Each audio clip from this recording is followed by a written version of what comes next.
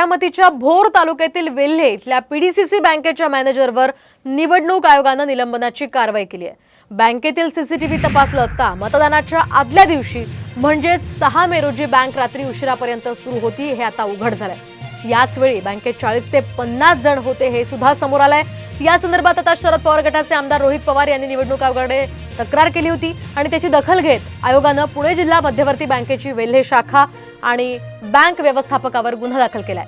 या प्रकरणी दोषी आढळल्यानं आयोगाने व्यवस्थापकावर सुद्धा निलंबनाची कारवाई केली आहे।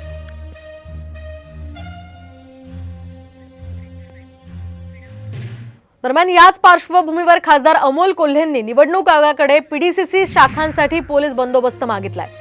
कोल्हेंनी निवडणूक अधिकाऱ्यांकडे पत्राद्वारे ही मागणी केली आहे। बारामती लोकसभा मतदारसंघातल्या निवडणुकीवेळी पीडीसीसीच्या शाखा या रात्री 11 वाजेपर्यंत सुरू होत्या।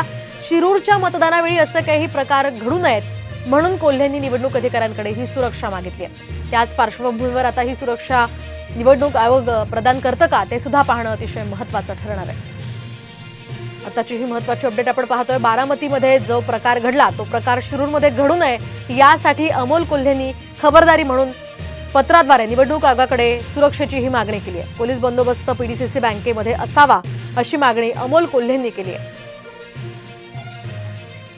आपण पाहतोय पीडीसीसी बँक ही निवडणुकीच्या आदल्या दिवसापर्यंत रात्री उशिरापर्यंत सुरू होती आणि त्यामध्ये अनेक जणांना पैसे वाटप झाल्याचा आरोप आमदार रोहित पवारांनी केला होता।